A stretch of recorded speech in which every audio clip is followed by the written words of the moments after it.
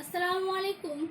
আজ class 8 life সায়েন্সে আজ আমরা কোষের গঠন সম্পর্কে জানব। আগের ক্লাসে আমরা কোষীয় আবরক সম্পর্কে জেনেছি। আজকে আমরা সাইটোপ্লাজম সম্পর্কে জানব। সাইটোপ্লাজম কি না, সাইটোপ্লাজম হচ্ছে কোষের ভিতরে যে অর্ধস্বচ্ছ দানাদার পদার্থ থাকে যা নিউক্লিয় পর্দা এবং কোষীয় অঙ্গাণুগুলোকে ধরে রাখে, তাকে সাইটোপ্লাজম বলে। সাইটোপ্লাজম হচ্ছে কোষের একটা কঙ্কাল। এই সাইটোপ্লাজম ধাত্র, কয়লার জাতীয় এবং অর্ধতলীয় সজীব পদার্থ থাকে এবং এই সাইটোপ্লাজমে বিভিন্ন উপাদান রয়েছে, মাইক্রো এবং ম্যাক্রো উপাদান, যেমন carbon, hydrogen, oxygen, nitrogen, calcium, magnesium, phosphorus, sodium, chlorine এগুলো রয়েছে। এছাড়াও মাইক্রো উপাদানগুলো কপার, কোবাল্ট, ম্যাঙ্গানিজ, মলিবডেনাম এগুলো থাকে। এই সাইটোপ্লাজমের যে ভেতরে যে ধাত্র থাকে, সেই ধাত্রকে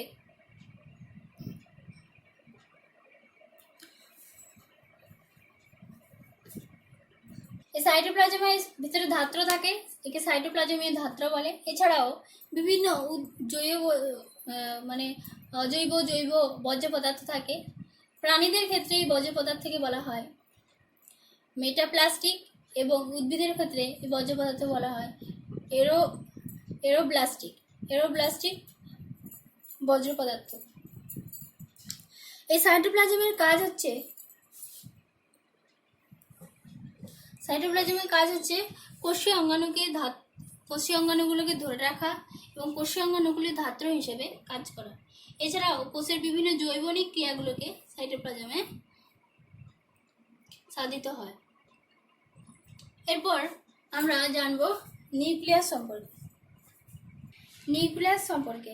নিউক্লিয়াস হচ্ছে আদর্শ কোষের সবচেয়ে বড় অঙ্গাণু এবং এই নিউক্লিয়াস হচ্ছে দ্বি-একক পর্দা বেষ্টিত অঙ্গাণু। দুটো একক পর্দা দ্বারা গঠিত, দ্বি-একক পর্দা বেষ্টিত অঙ্গাণু। এবং এই নিউক্লিয়াস কোষের বিভিন্ন জৈবনিক ক্রিয়াগুলিকে নিয়ন্ত্রণ করে। ওই জন্য নিউক্লিয়াসকে বলা হয় কোষের মস্তিষ্ক।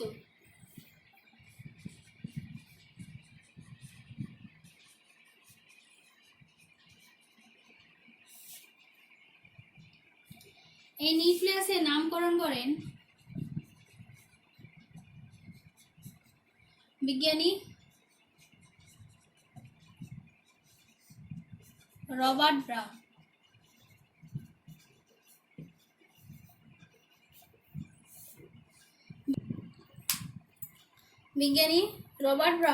এই নিউক্লিয়াস প্রথম নামকরণ করেন এবং আবিষ্কারও করেন। নিউক্লিয়াসের আবিষ্কর্তা হচ্ছে রবার্ট ব্রাউন, 1831।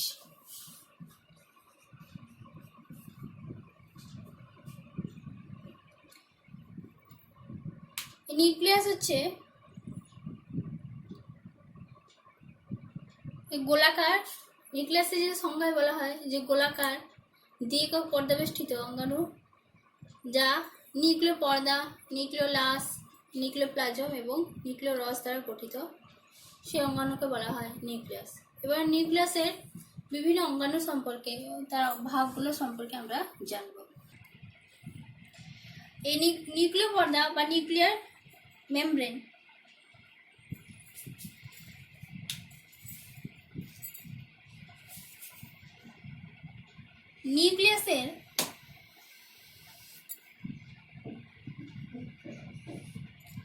নিউক্লিয়াসের বাইরে যে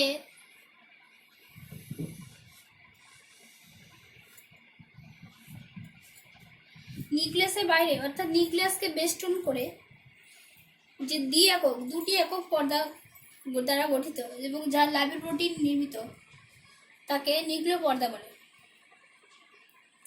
এই দুটো পর্দার মাঝে একটা মাঝখানে একটা ফাঁক থাকে, ন্যূনতম একটা ফাঁক থাকে। সেই ন্যূনতম ফাঁকা স্থানটাকে বলা হয় কি? পেরিনিউক্লিয়ার সিস্টার্নি।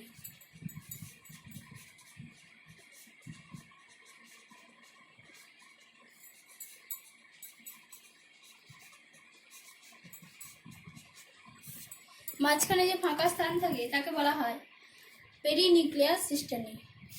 এবং এই নিউক্লিয় পর্দা, যেহেতু এটা একক পর্দা, অর্ধভেদ্য পর্দা, এর অসংখ্য ছোট ছোট ছোট ছোট ছোট ছোট ছোট ছিদ্র থাকে, অসংখ্য ছোট ছোট ছিদ্র থাকে।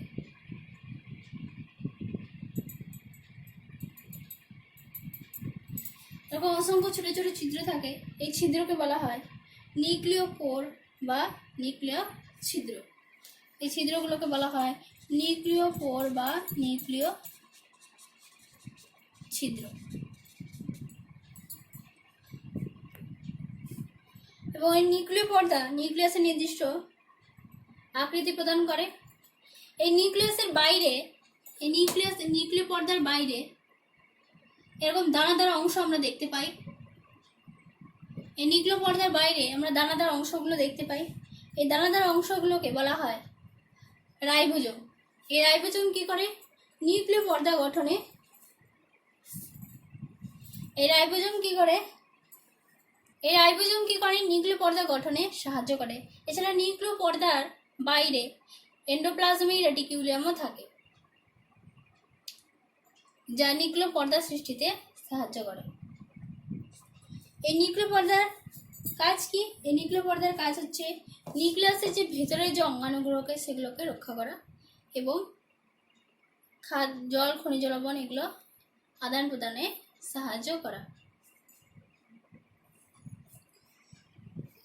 এবার নিউক্লিয়াসের ভেতরে যে ঘন গোলাকার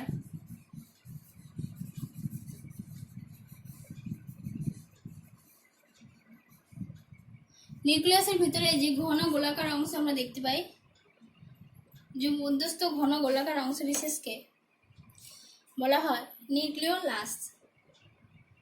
এই নিউক্লিওলাসে চারটি অংশ থাকে, চারটি অঞ্চল থাকে। একটা অনিয়তাকার অঞ্চল, নিয়তাকার অঞ্চল, দানাদার অঞ্চল, ক্রোমাটিন অঞ্চল, এগুলো থাকে। আর কি? এই নিউক্লিওলাস প্রোটিন সংশ্লেষে সাহায্য করে। এর প্রধান কাজ হচ্ছে প্রোটিন সংশ্লেষে সাহায্য করা। প্রধান কাজ হচ্ছে প্রোটিন সংশ্লেষে সাহায্য করা।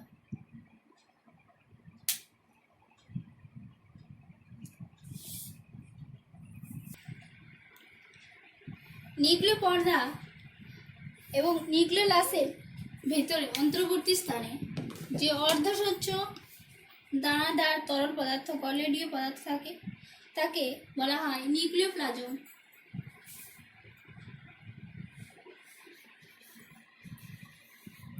বা নিউক্লিয় রস।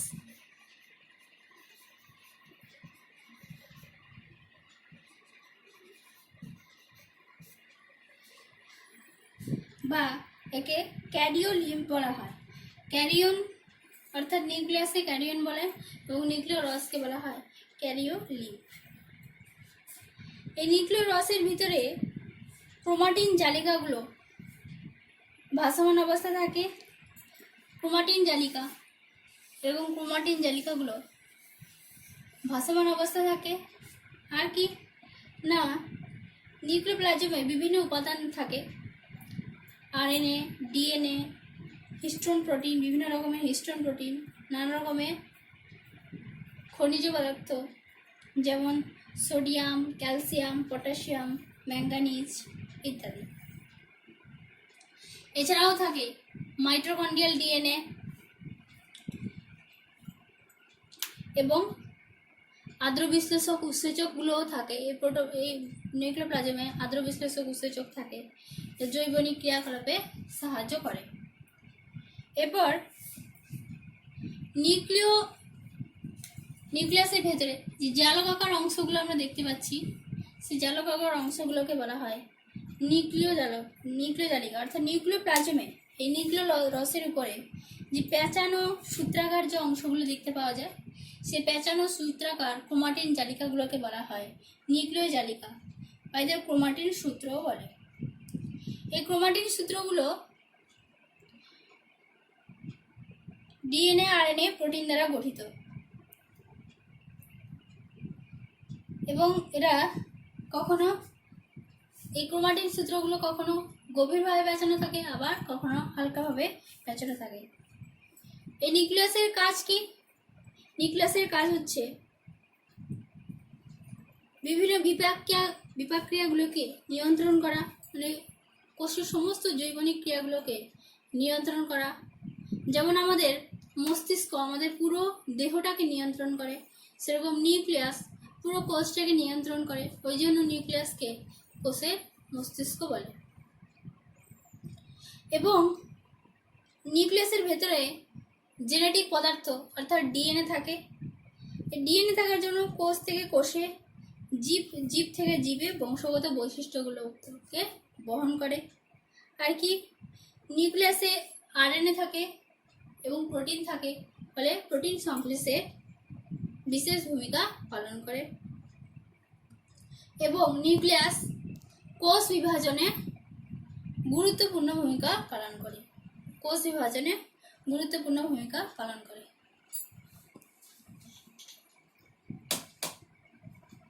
এরপর আমরা মাইটোকন্ড্রিয়া সম্পর্কে জানব। মাইটোকন্ড্রিয়া সম্পর্কে। মাইটোকন্ড্রিয়া প্রথম আবিষ্কার করেন আবিষ্কর্তা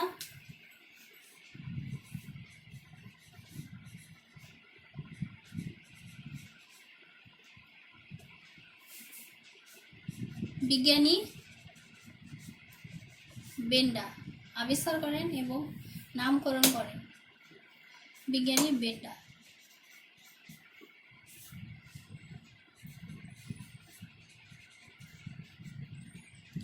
সংজ্ঞায় মাইটোকন্ড্রিয়া কাকে বলে? মাইটোকন্ড্রিয়া হচ্ছে সজীব কোষের সাইটোপ্লাজমে যে বিক্ষিপ্তভাবে ছড়িয়ে থাকা পর্দাবেষ্টিত গোলাকার, ডিম্বাকার, সূত্রাকার জঙ্গাণু, যে কি করে কোষের শক্তি প্রদান করে, প্রয়োজনীয় শক্তি প্রদান করে, তাকে মাইটোকন্ড্রিয়া বলে। এই মাইটোকন্ড্রিয়া কোথা থেকে উৎপত্তি হয়েছে, সৃষ্টি কোথা থেকে হয়েছে? এই মাইটোকন্ড্রিয়া নিউক্লিয় পর্দা এবং কোষ পর্দা থেকে উৎপত্তি লাভ করেছে। এই মাইটোকন্ড্রিয়া কোথায় অবস্থান করে? মাইটোকন্ড্রিয়া সমস্ত সজীব কোষে অবস্থান করে, তবে আদিকোষ, স্তন্যপায়ী প্রাণীর লোহিত রক্তকণিকা, যে কোষগুলো আদর্শ উদ্ভিদ কোষ এবং প্রাণী কোষের মানে লোহিত রক্তকণিকা, এগুলোতে মাইটোকন্ড্রিয়া থাকে না।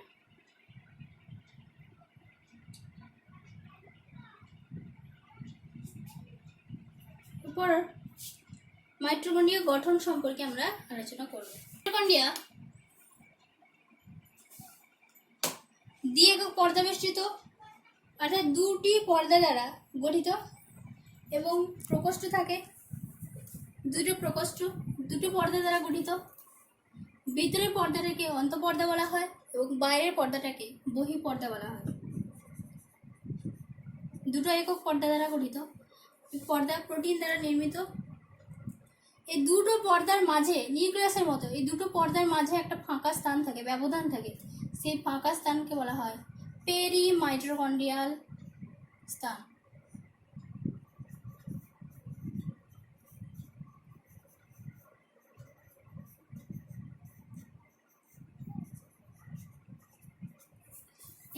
পর্দা, মাইটোকন্ড্রিয়াল পর্দা, বহিঃপর্দা এবং এটা হচ্ছে এই দুটো পর্দার মাঝে যে ফাঁকা স্থানটা থাকে তাকে বলা হয় পেরিমাইটোকন্ড্রিয়াল স্থান। এই দুটো পর্দার মাঝে তরল থাকে। এরপর আমরা দুটো পর্দা সম্পর্কে জানবো। বহিঃপর্দা মাইটোকন্ড্রিয়ার বাইরের দিকে পর্দাকে বলা হয় বহিঃপর্দা এই পর্দাটা ভেদ্য প্রকৃতির হয় এবং এই পর্দার গায়ে দানাদার দানাদার অংশ থাকে, বৃন্তবিহীন দানাদার অংশ থাকে। এই দানা যে থাকে সেই দানাকে বলা হয় কি পার্সনের অধ একক। বহি পর্দার গায়ে যে দানাগুলো থাকে সেই দানাগুলোকে বলা হয় পার্সনের অধ একক।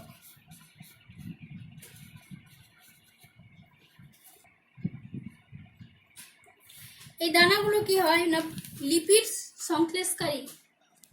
এই দানাগুলোতে এই পর্দায় থাকে লিপিড সংশ্লেষকারী উৎসেচক থাকে। তারপরে হচ্ছে অন্তঃপর্দা। মাইটোকন্ড্রিয়ার ভিতরের দিকে পর্দাকে বলা হয় অন্তঃপর্দা। এই পর্দায়